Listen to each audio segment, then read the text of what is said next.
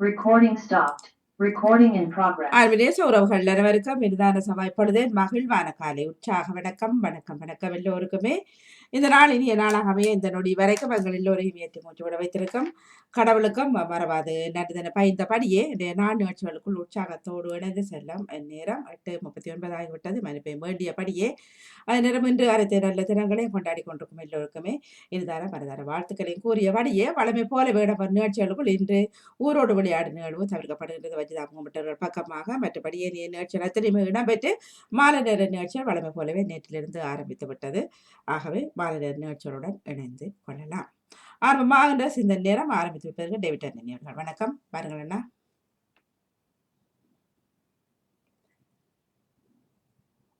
வணக்கம் அண்ணா. மியூட் எடுத்துட்டு பேசுங்க அண்ணா. தூயாவியின் பேராலே ஆமென். இறைவனுக்கே புகழ். எமது பாமுகம் தொலைக்காட்சி அனைத்து உறவுகட்கும் அனைத்து படைப்பாளிகளுக்கும் எமது மழலை செவன்களுக்கும் எனது இதயம் கனிந்த இனிய நத்தார் புதுவருட வாழ்த்துக்களை தெரிவித்துக் கொள்ளுகின்றேன். இப்புதிய ஆண்டிலே 2023 எல்லா உடற் சுகங்களும் ஆசீர்வாதங்களையும் நாம் பெற்றுக்கொள்ள இறைவனை வேண்டுகின்றேன். இறை ஆசி உங்கள் ஒவ்வொரு மேலும் தங்குவதாக. இரண்டாவதாக எமது அன்பு தம்பி நடாமோகன் அவர்களின் பாசமிகு தாயார் மனோன்மணி அம்மாவின் மரபை நினைவில் சுமந்து அன்னாரின் ஆன்மா சாந்தியடைய பிரார்த்திக்கும் இவ்வேளையிலே சோகங்கள் சுமைகள் மறந்து அந்த துயர நாட்கள் மறைந்து போக வேண்டுமாக நான் இன்றைய நாளிலே ஜெபிக்கின்றேன். இழப்புகள் பெரிதுதான். நேற்றைய தினம் கூட எனது தம்பியின் அடக்கத்திற்கு சென்றிருந்த அந்த சோக நிகழ்வுகள் தான். இருந்தாலும் அதிலிருந்து நாம் விடுபட்டு மரணம் என்பது மடியில் என்று சொல்லுவார்கள். இன்றைக்கோ நாளைக்கோ நாளை இன்றைக்கோ இது ஒன்றுதான் நியதி. பிறப்பு தவிர்க்க முடியாது, ஆனால் பிறப்பு தவிர்க்க முடியாததாகும், ஆனால் இறப்பு தவிர்க்க முடியாது. ஆகவே எல்லாவற்றையும் இறைவனிடம் ஒப்புக் கொடுத்து இந்த புத்தம் புது ஆண்டிலே நாம் அடியெடுத்து வைப்போம். இன்று திரு அவை புனித ஆகாதோ தமக்குர்ஸ் அவர்களை நினைவு கூறுகின்றது. மீண்டுமாக தங்கை அவர்களுக்கு காலை வணக்கத்தை தெரிவித்துக் கொண்டு வணக்கம். பாருங்கள், நலமாக உற்சாகமாக இருக்கின்றீர்களா? நீங்கள்? நான் நலமாக இருக்கின்றேன், நன்றிகள். உங்கள் உடலுள்ள ஆன்ம குடும்ப நல உற்சாகத்திற்காக இறைவனை பிரார்த்தித்து அன்பு நேயர்களுக்கும் பாமுகம் தொலைக்காட்சி அனைத்து படைப்பாளிகளுக்கும் எனது காலை வணக்கம். உங்கள் எல்லோ நலத்திற்காகவும் இறைவனை வேண்டி நம் ஆண்டவரும் முற்பெருமாகிய இயேசுவின் இனிய நாமத்தில் நல்வாழ்த்துக்கள். இறை பணியில் இதய சிந்தனை வழங்குபவர் பிரான்சில் இருந்து டேவிட். கிறிஸ்தவ நற்சிந்தனை தொடரிலக்கம் 1356, பொதுக்காலம் 1ஆம் வாரம் என்று செவ்வாய் தினமுமாகும். அன்புமிக்க சகோதர சகோதரே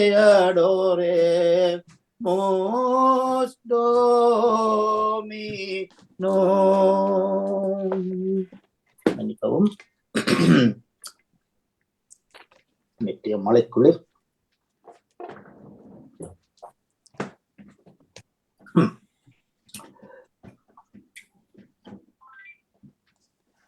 சிந்தனைக்கு வாழ்த்தொலியாக அல்லேலூயா அல்லேலூயா. கடவுளின் வார்த்தையை நீங்கள் எங்களிடமிருந்து கேட்டபோது அதை மனித வார்த்தையாக அல்ல, கடவுளின் வார்த்தையாகவே ஏற்றுக்கொண்டீர்கள். அல்லேலூயா. சிந்தனைக்கு வாழ்த்தொலியாக அல்லேலூயா அல்லேலூயா. கடவுளின் வார்த்தையை நீங்கள் எங்களிடமிருந்து கேட்டபோது அதை மனித வார்த்தையாக அல்ல, கடவுளின் வார்த்தையாகவே ஏற்றுக்கொண்டீர்கள். அல்லேலூயா. இன்றைய நற்செய்தியாக புனித மாற்கு எழுதிய நற்செய்தியில் இருந்து வாசகம். அதிகாரம் 1, இறை வார்த்தைகள் 21 to 28 வரை.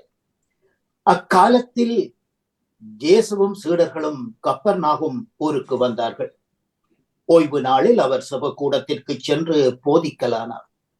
அவருடைய போதனையை கேட்டு மக்கள் மலைத்து போயினர். ஏனெனும் அவர் மறைநூல் அறிஞரை போலன்றி அதிகாரம் உள்ளவராக போதித்து வந்தார். அச்செபக்கூடத்தில் அசுத்த ஆவி ஏறிய ஒருவன் இருந்தான். அவன், நசரேத்தூர் இயேசுவே, எங்கள் காரியத்தில் ஏன் தலையிடுகின்றீர்? எங்களை தொலைக்க வந்தீரோ, நீர் யாரென்று எனக்கு தெரியும், நீர் கடவுளின் பரிசுத்தர் என்று கத்தினான். இயேசுவோ பேசாதே, இவனை விட்டு போ என்று அதட்டினார். அசுத்த ஆவி அவனை அலக்களித்து பெரும் கூச்சலிட்டு அகன்றது. மக்கள் அனைவரும் எவ்வளவு திகுலுற்றனர் என்றால், இது என்ன அதிகாரம் கொண்ட புதிய போதனை! அசுத்த ஆவிகளுக்கும் அவர் கட்டளை இடுகின்றார், அவை கீழ்ப்படுகின்றனவே என்று ஒருவரை ஒருவர் கேட்டுக்கொண்டனர். உடனே அவரை பற்றிய பேச்சு கலிலேயா நாடெங்கும் பரவிற்று. இது கிறிஸ்து வழங்கும் வாழ்வு தரும் நற்செய்தி. கிறிஸ்துவே உமக்கு புகழ். இன்றைய நற்சிந்தனையாக, சீனர்கள் தங்கள் வயதை தாயின் வயிற்றில் ஒரு கருவாக உதித்த நாளிலிருந்தே கணக்கிடுகின்றனர். ஏனெனில் கரு உருவான பொழுதிலிருந்தே குழந்தை வாழத் தொடங்குகின்றது. கருவுற்ற தாய் உண்பதும் குடிப்பதும் உணர்வதும் குழந்தையின் ஆளுமை உருவாக்கத்தை பாதிக்கின்றது. புகை பழக்கமுள்ள பெண்ணின் வயிற்று குழந்தை புகை உள்ளே செல்லும் பொழுதெல்லாம் புகையால் பாதிக்கப்படுவதாக பிரிட்டன் அறிஞர்கள் எடுத்த புகைப்படம் காட்டுகின்றது. இயேசு சொல்லிலும் செயலிலும் அதிகாரத்தோடு செயல்பட்டார். அன்னாவின் மகன் சாமுவேல்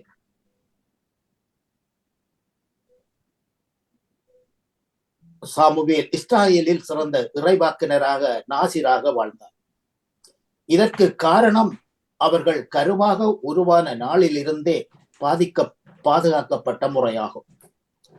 கடவுளுக்காக மக்களை தாங்கள் அர்ப்பணிக்கிறவர்கள் நாசிர் எனப்பட்டனர். இவர்கள் எப்படி ஜெபிக்கப்பட வேண்டும், ஜெனிக்கப்பட வேண்டும், வளர்க்கப்பட வேண்டும் என்ற எண்ணிக்கை நூல் 6:21 காண கிடைக்கலாம். தாய் சபிக்க வேண்டும், மகிழ்ச்சியாக இருக்க வேண்டும், மது புகை பழக்கங்கள் கூடாது என இறைவாசகம் சொல்லுகின்றது. குழந்தை வளரும் பொழுது கடவுள் பக்தியோடு வளர்க்கப்பட வேண்டும். தலை சவரம் செய்யக்கூடாது. ஒழுக்கம், மனக்கட்டுப்பாடு, புறச்சுத்தம் உள்ளவர்களாக வளர்க்கப்பட வேண்டும் என எண்ணிக்கை நூல் கூறுகின்றது. சாம்சனும் நீதிமொழிகள் ஆகமம் 11:5 சாமுவேலும் 1 சாமுவேல் 1:11 இப்படியே வளர்ந்தார்கள். இயேசுவின் வாழ்வு பணிக்கும் இத்தகைய தாயும் தந்தையும் காரணமாகவே இருந்தனர். எம் பிள்ளைகளையும் இறைவாக்கினர் போல் வளர்க்க வேண்டும் என்று நாம் இந்த காலத்திலே இறைவனிடம் இறந்து மன்றாடுவோம். மனிதர்களிடம் உள்ள வல்லமையை, ஆற்றலை 3 வகைகளாக பிரிக்கலாம். 1 உடல் சார்ந்த வல்லமை, 2 மனம் சார்ந்த வல்லமை, 3 ஆவி சார்ந்த வல்லமை ஆகும். வாழ்வில் நாம் சந்திக்கும் பிரச்சனைகளை தீர்ப்பதற்கும் கையாளுவதற்கும் நம்முள் இருக்கும் உடல் சார்ந்த வல்லமை மற்றும் மனம் சார்ந்த வல்லமையை அதிகமாக நாம் பயன்படுத்துகின்றோம். ஆனால் நம் ஆவியிலிருந்து புறப்படும் வல்லமையோ அளப்பெரியதாகும், அளவில் அடங்காதது. தந்தையோடு கொண்டிருந்த உறவின் மூலம் இயேசு இந்த வல்லமையை தட்டி எழுப்பினார், சாத்தானை ஓட்டினார். இந்த வல்லமையே அவரது வித்தியாசமான போதனைக்கு காரணமாகும். இந்த வல்லமையினாலே அவர்கள் பேய்களை ஓட்டினார். இதே வல்லமையை நாமும் இன்றைய நாளிலே பெற்றுக்கொண்டு இனிவரும் காலங்களிலே இறை வார்த்தையை கேட்க ஆர்வம் உள்ளவர்களாக, தாகம் உள்ளவர்களாக இருப்போம் என்று கேட்டுக்கொள்ளுகின்றேன். இந்நச்சிந்தனைக்கு செவிமடுத்த அனைத்து அன்பு உறவுகளுக்கும் இந்நாளிலே இறையாசி வழங்க வேண்டி எல்லோருக்கும் பொதுவான இறைவனை பிரார்த்தித்து விடைபெறும் இன்றைய நாள் நிகழ்ச்சிகள் அனைத்தும் சிறப்பாக அமைய வாழ்த்துக்கள் கூறி அன்போடு விடைபெறுகின்றேன். சகோதரி திருமதி கலைவாணி மோகன் அவர்களே. அன்பு நேயர்களே, மீண்டும் நாளைய சிந்தனையோடு அடுத்த தலைமுறை நோக்கி. நன்றி, வணக்கம் தம்பியே. மிக்க நன்றி அண்ணா. தொடர்ந்து கொள்வோம். நன்றி, வணக்கம். டேவிட் அண்ணன் ஜெயர் வணக்கம். பாருங்கள். இனிய காலை உற்சாக வணக்கம் கலைவாணி மோகனுக்கு, நடாமோன் அவர்களுக்கு அனைத்து பாமுறுதியங்கள் இந்த காலை வணக்கத்தை கிறிஸ்தாசுடன் கூறிக்கொண்டு நான் ஜெயமந்தி தியானதேசன். இன்று பொதுக்காலத்தின் 1ஆம் மாதத்தின் 1ஆம் நாள் செவ்வாய்க்கிழமை, 4031வது ஆக்கமாகும். கிறிஸ்தவ நற்சிந்தனை. இயேசுவின் இறையாட்சி போதனை நோய்களை குணமாக்குதல். தொழுகை கூடத்தில் தீய ஆவி பிடித்தவரை குணப்படுத்த வைத்தது. இருப்பினும் துயரத்தில் இருப்போர் எண்ணிக்கை கூடிக்கொண்டே போனது. இயேசுவை தேடி வீட்டு வாசலில் காத்து கிடக்கின்றனர்.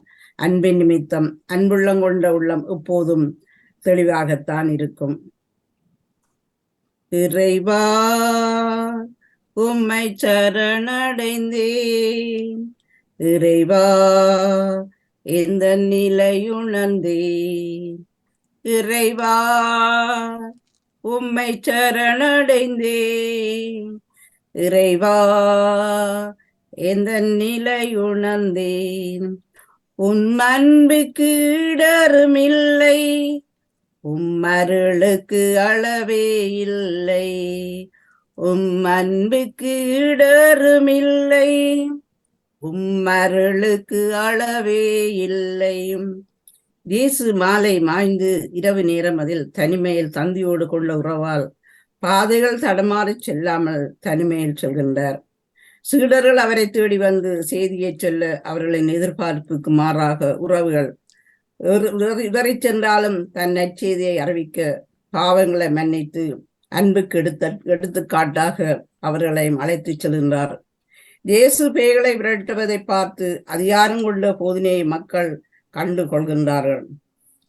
பாதைகள் தடுமாறினாலும் நான் சென்றாலும் உந்தன் கரங்கள் என்னை பற்றி அணைத்ததே. பாவக்கரைகள் எம்மை சூழ்ந்தலுமே, உந்தன் பிரிவை என்னை மீட்டு கொள்ளுமே. எந்த நெஞ்சமே என்னை இறைவனை போற்றிடு, அவரது புகழினை என்றும் பாடிடு. தன் தந்தையோடு எப்போதும் உள்ளத்தில் தங்கியிருக்க பணியில் சலசலப்பையும் அதன் வெற்றி தரும் கலரப்பையும் சற்று விட்டுவிட்டு தனிமையில் அவரோடு உறவாடுகின்றார்.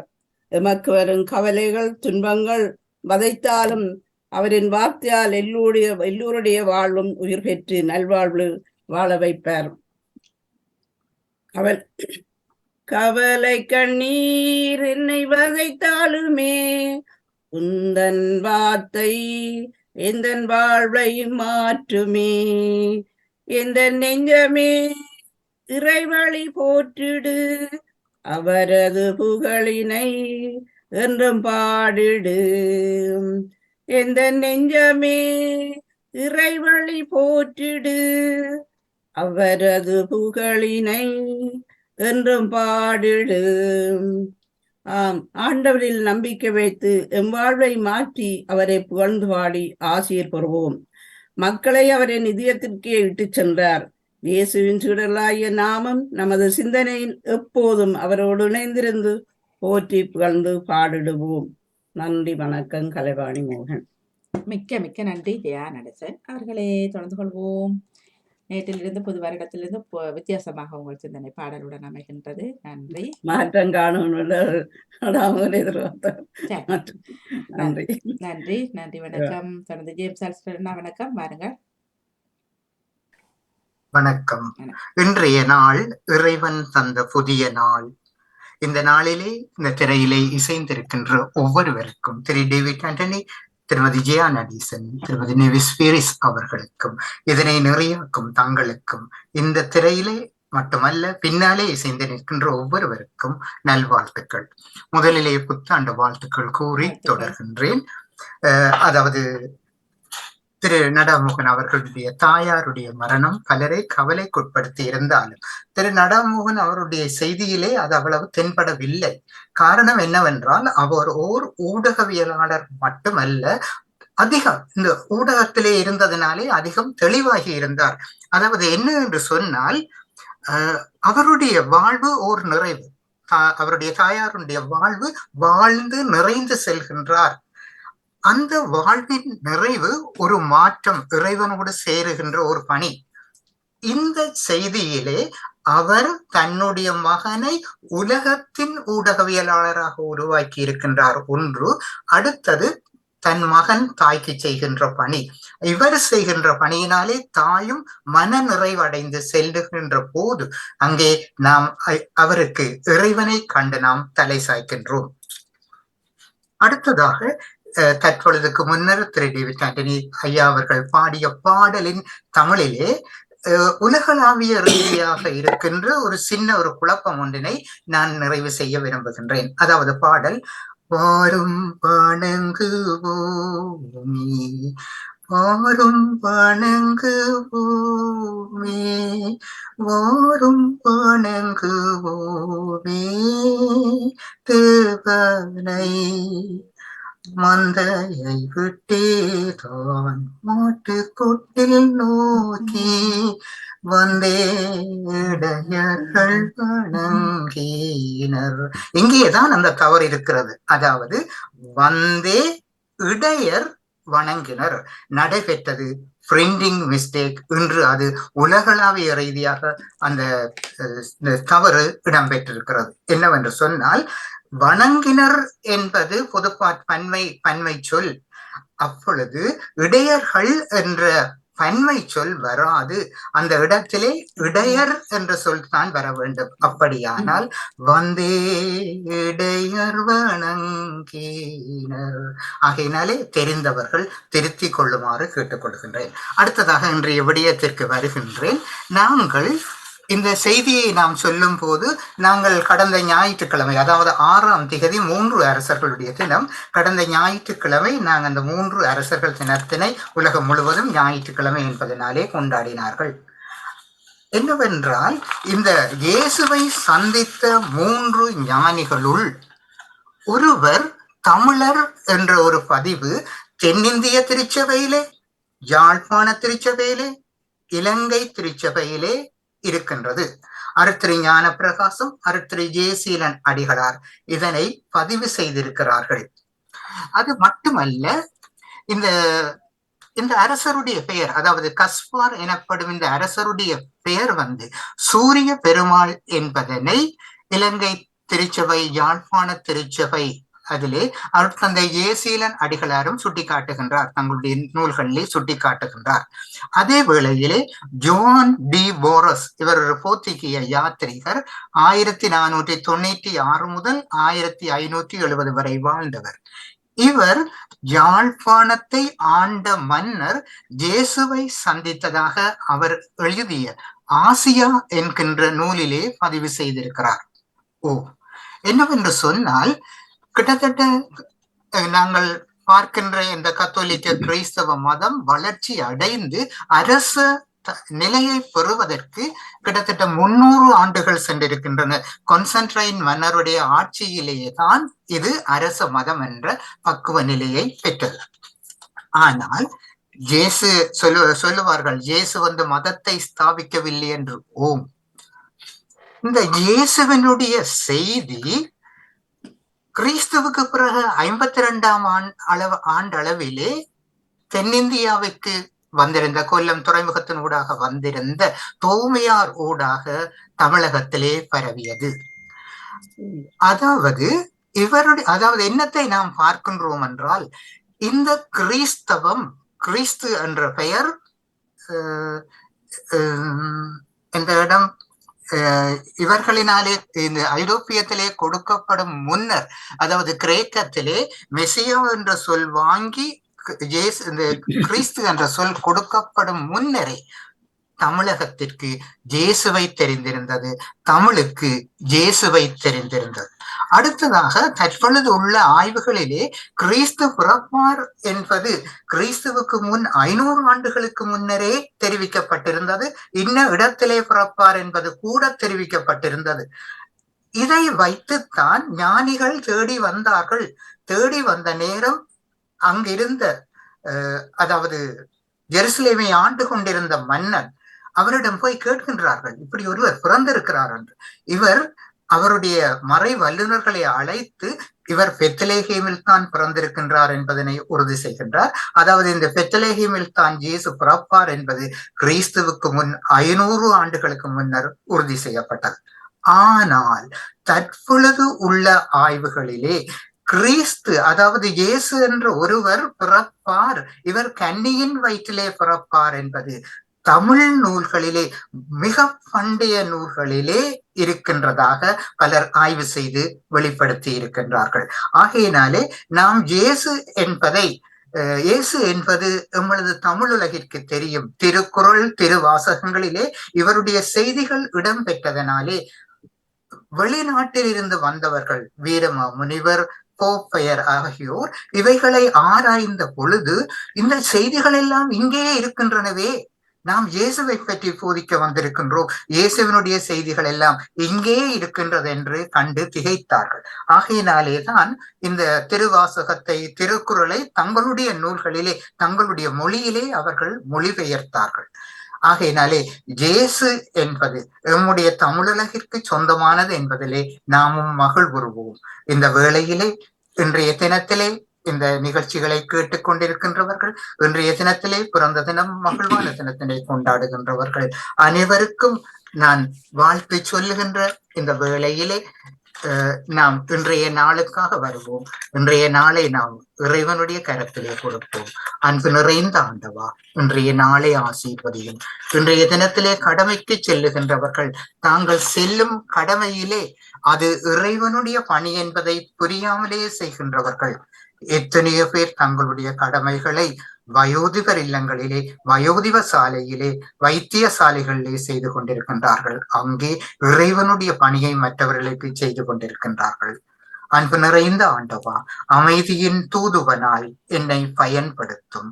பகையுள்ள இடத்தில் பாசத்தையும், மனவேதனை உள்ள இடத்தில் மன்னிப்பையும், ஐயமுள்ள சூழலில் விசுவாசத்தையும், அவநம்பிக்கையுள்ள மனதில் நம்பிக்கையையும், இருள் சூழ்ந்த இடத்தில் ஒளியையும், துயரம் நிறைந்த உள்ளத்தில் மகிழ்ச்சியையும் வந்து வழங்கி அருள் புரியும்.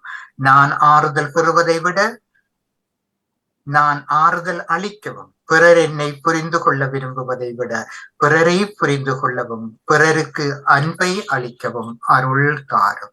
இந்த வேளையிலே இதில் பணியாற்றும் அனைவருக்கும் இறையாட்சியின் அருள் நிறைந்திருக்கவும், இதனை நிறைப்படுத்தும் தாங்கள் இறையாட்சியின் அருளில் நிறைந்து வளம் கொண்டு பணியாற்றவும் அருள் வேண்டி விடைபெறுகிறேன். நன்றி, வணக்கம். மிக்க மிக்க நன்றி அண்ணா. தொடர்ந்து கொள்வோம். நன்றி, வணக்கம். ஜேம்ஸ் ஆல்சன் தொடர்ந்து வணக்கம். பாருங்கள். இனிய காலை உற்சாக வணக்கம் திருமதி வாணிமோகன் அவர்களே. உற்சாகமாக மகிழ்ச்சியாக இருக்கின்றீர்களா? நலமாக இருக்கிறீர்களா? நன்றி. ஆமா ஆமா, அனைவருமே நலமாக உற்சாகமாக இருக்க வேண்டும் என்று இந்த வேளையில் இறைவனை பிரார்த்தித்துக் கொண்டு அனைவருக்கும் இனிய காலை வணக்கங்கள் கூறி, அமைதியான காலை பொழுது எங்களுக்கு தந்த இறைவனுக்கு நாங்கள் நன்றி கூறி அவரை வாழ்த்தி போற்றி வணங்கி கொண்டு, என்னுடைய நச்சிந்தனை தொடர்ந்து 1144 என்றும் கூறிக்கொண்டு இன்றைய இறை வார்த்தை நம் வாழ்வாக. விசுவாசம் பெரிது, ஆனால் அன்பில்லாமல் ஒன்றும் பயனில்லை என்கின்றார் புனித அகுஸ்தீனார். அடிமை என்பதை அடிமைக்கு உணர்த்து அவன் தானாகவே எழுந்து விடுதலைக்கு வித்திடுவான் என்ற தத்துவத்தின் ஊற்றுக்கண்ணாக இயேசு விளங்குகின்றார். ஒடுக்கப்பட்ட இனத்தின் தாழ்விடப்பட்ட தனித்தன்மையை இயேசு தட்டி எழுப்புகின்றார். அதன் மூலம் மக்கள் விழிப்படைந்து தங்கள் சக்தி மகத்தானது என கண்டுணர்ந்தனர். இயேசுவின் காலத்தவர் அவரிடம் கண்டு வியந்த புதுமை பண்புகளில் ஒன்று இயேசுவின் அதிகாரம். இயற்கையின் மீதும் மனிதர்கள் மீதும் அலகையின் மீதும் தீய ஆற்றல்கள் மீதும் அவர் கொண்டிருந்த அதிகாரம் அவர்களுக்கு மன்னிப்பை ஏற்படுத்துகின்றது. முக்கியமாக அலகையே இயேசுவை கடவுளுக்கு அர்ப்பணமானவர் என்று அறிக்கையிடுகின்றது. எந்த ஒரு மனிதன் உண்மை உள்ளவனாக மனச்சான்றுக்கு பயந்து நேர்மை நீதியோடு வாழ்கின்றானோ அவனால் துணிவோடு அதிகாரத்தோடு பேச முடியும். இயேசு போதித்தார், போதித்ததை வாழ்ந்தும் காட்டினார். அதுதான் அவருடைய போதனை அதிகாரம் மிகுந்த போதனையாக மாற்றி காட்டியது. அவரது காலத்தில் மற்ற போதகர்களால் அதிகாரத்தோடு பேச முடியவில்லை. காரணம், அவர்கள் தங்கள் சுயநலத்துக்காக, தங்கள் உறவுகளுக்காக பலவற்றை சமரசம் செய்து வாழ்ந்து வந்தார்கள். தங்களுக்கு ஒரு நீதி, ஏழை எளிய ஒடுக்கப்பட்ட மக்களுக்கு மற்றொரு நீதி என்று தங்கள் மனச்சான்றை காற்றிலே பறக்க விட்டு வாழ்ந்தார்கள். அதனால் தான் அவர்களின் போதனை மக்கள் மனதில் எந்த தாக்கத்தையும் ஏற்படுத்தவில்லை. பிறர் என்னை பற்றி என்ன நினைக்கின்றார்கள் என்பது முக்கியமாக, என்னால் பிறர் எங்கனம் கிறிஸ்துவை எண்ணுகின்றார்கள் என்பதே முக்கியம். கடவுள் வெளிப்படுத்திய முழு உண்மையை விசுவசிப்பது கடவுளின் இலவச கொடை.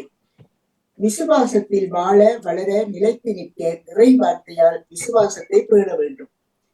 இயேசுவின் பணியில் பங்கெடுக்கும் நாம் நம் சமூகத்தின் அவலங்களான வார்த்தை வன்முறைகள், ஊடக காட்சி வன்முறைகள், பாலியல், சமூக அரசியல் வன்முறைகள், சுரண்டல், லஞ்சம் போன்ற அவலங்கள் அகல இயேசு கற்றுத்தந்த அன்பு என்னும் ஆயுதத்தை ஏற்றுவோம். ஆவியில் நிறைந்து தாழ்ச்சியிலும் பணிவிலும் பணிந்து அன்பு பணி செய்வதில் மகிழ்வடையும் அதிகாரம் கொண்டோரை யாரும் அடக்க முடியாது. கடவுளின் வல்லமை மீது நாம் நம்பிக்கை வைப்போம். கடவுள் ஆற்றல் நிறைந்தவர், அதிசயங்கள் புரியக்கூடியவர் என்பதில் நாம் உறுதியாக இருக்க வேண்டும். அந்த உறுதி தீய சக்திகளுக்கு எதிரான நமது போராட்டத்தில் நமக்கு வெற்றி தேடி தரும். ஆண்டவராகிய இயேசுவே, உம் வார்த்தையே வாழ்வும் சக்தியும், உமது காக்கும் அன்பையும் இரக்கத்தையும், தேவையில் இருப்போருக்கு நற்சுகத்தையும் மன அமைதியையும் சாந்தத்தையும் விடுதலையையும் தருகிறது என்பதை ஒருபோதும் தளராமல் நாங்கள் நம்புவோமாக என்று வேண்டிக் கொண்டு இறைவனை தேடிக் கொண்டிருக்க இறைவன் உன்னை தேடுகிறார். நீ இறைவனை தேடிக் கொண்டிருக்க இறைவன் உன்னை தேடுகிறார். நீ இறைவனை தேடிக் கொண்டிருக்க இறைவன் உன்னை தேடுகிறார். நீ அவர் புகழ் பாடிக்கொண்டிருக்க அவர் உன் புகழ் பாடுகிறார். நீ அவர் புகழ் பாடிக்கொண்டிருக்க அவரோ உன் புகழ் பாடுகிறார். நீ இறைவனை தேடிக் கொண்டிருக்க இறைவன் உன்னை தேடுகிறார். அழுகையில் அவரை அழைத்திடுங்கள், அழுகுரல் கேட்டு அரவணைப்பார். நீதியை நெஞ்சினில் இறைத்திடுங்கள், நீதியின் தேவன் சிரித்திடுவார். நீ இறைவனை தேடிக் கொண்டிருக்க இறைவன் உன்னை தேடுகிறார். இரக்கம் கொண்ட நெஞ்சினிலே இனிமை பொழிந்திட வந்திடுவார். தூய்மையின் வழியில் நடந்திடுங்கள், வாய்மையின் உருவில் வளர்த்திடுவார். நீ இறைவனை தேடிக் கொண்டிருக்க இறைவன் உன்னை தேடுகிறார். நீ அவர் புகழ் பாடிக்கொண்டிருக்க அவரோ உன் புகழ் பாடுகிறார். நீ இறைவனை தேடிக் கொண்டிருக்க இறைவன் உன்னை தேடுகிறார். 3 ஞானியர் இயேசுவை தேடி கண்டடைத்தார்கள். நாங்கள் அறிவதை விட தேடுதலில் கண்டடைவதுதான் அது உண்மையானதாக இருக்கும். அறிவது பலதாக இருந்தாலும் நாங்கள் தேடி கண்டடையும் போது எங்களுக்கு இறைவன் எல்லா சகல நன்மைகளையும் வரங்களையும் பெற்றுத் தருவார். எல்லோரும் அமைதியில் சமாதானத்தில் நாங்கள் வாழ்வோம் என்று கூறிக்கொண்டு இறைவனிடத்தில் எல்லாருக்கும் நிம்மதியும் அமைதியும் செய்ய வேண்டும் என்று கொண்டு நாங்கள் விடைபெறுகிறேன். வாணி உங்களிடம் இந்த எல்லா நிகழ்ச்சிகளையும் அவர்களோடு எதிர்பார்த்தபடி என்னுடைய குழந்தைகள் நேற்று வரவில்லை, பிறகாக இன்று வருவார்கள் என்ற நம்பிக்கையோடு எல்லா குழந்தைகளையும் அவர்களோடு எதிர்பார்த்தபடி என்போடு விடைபெறுகிறேன். வாணி, நன்றி, வணக்கம். நன்றி, மிக்க நன்றி, வணக்கம்.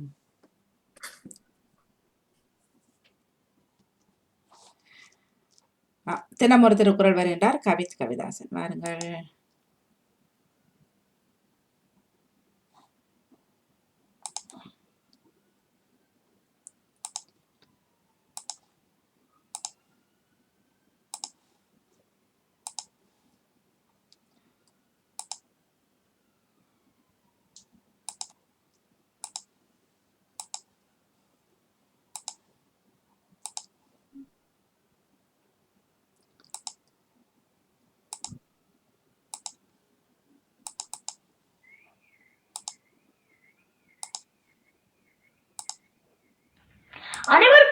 உற்சாகமான முத்தமிழ் வணக்கம்.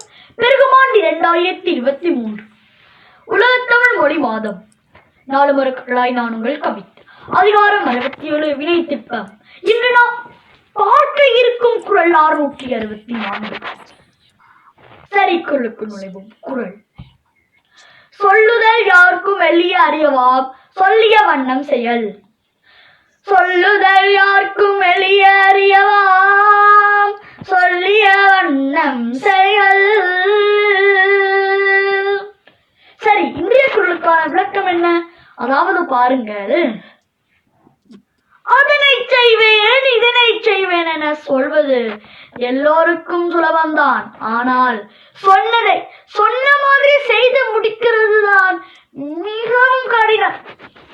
இதைத்தான் சொல்லுதல் யாருக்கும் எளிய அறியவாம், சொல்லிய வண்ணம் செயல் என்று மிகவும் சிறப்பாக கூறியிருக்கிறார் என் தாத்தா குறளாசான் அவர்கள். எனவே அறிவுரை சொல்வது முக்கியம் இல்லை, அதன்படி நாம் நடக்கிறோமா என்பதுதான் முக்கியம். சொல் நமது எண்ணத்தின் வெளிப்பாடு, செயல் நமது வாழ்க்கையின் வெளிப்பாடு என்று கூறிக்கொண்டு இந்த நாள் எல்லோருக்கும் நல்ல பொழுதாமைய வாழ்த்துக்கள் கூறி மீண்டும் நாளை இன்னும் ஒரு புதிய குரலோடு நான் உங்களை சந்திக்கும் வரை உங்களுடன் விடைபெறும் நான் உங்கள் கவி. வாழ்க நாம் தமிழ் மறை, வள்ளுவமாய் வாழ்ந்திடுவோம். நன்றி, வணக்கம். மிக்க மிக்க நன்றி, வணக்கம். அவர் தினம் ஒரு திருக்குறள் கவிதாசன் அணிந்திருந்த நேரம் 665வது தினம் ஒரு திருக்குறள் அணிந்திருந்தார். மிக்க நன்றி. கவித்துக்கு வாழ்த்து சொல்லுங்க. 164 5 இப்ப வந்தது நேற்றையா? சரி சரி, நன்றி. சாரி 10 அன்றைக்கு 64. Sorry you are correct. சரி, நன்றி. 664வது தினமொரு திருக்குறள் கவிதாசன் அணிந்திருந்த நேரம். நன்றி ஜான்சனர்களே. தொடர்ந்து கொள்வோம். வருகின்றது சிந்தனை நேரம். டேவிட் ஆண்டனி அவர்கள், ஜியானர்சன் அவர்கள், நேவிஸ் பிலிப்ஸ் அவர்கள் மற்றும் ஜேம்ஸ் ஆல்ஸ்டன் அவர்கள் தினமொரு திருக்குறள் கவிதாசன். அனைவருக்கும் நன்றி, வணக்கம். Recording stopped.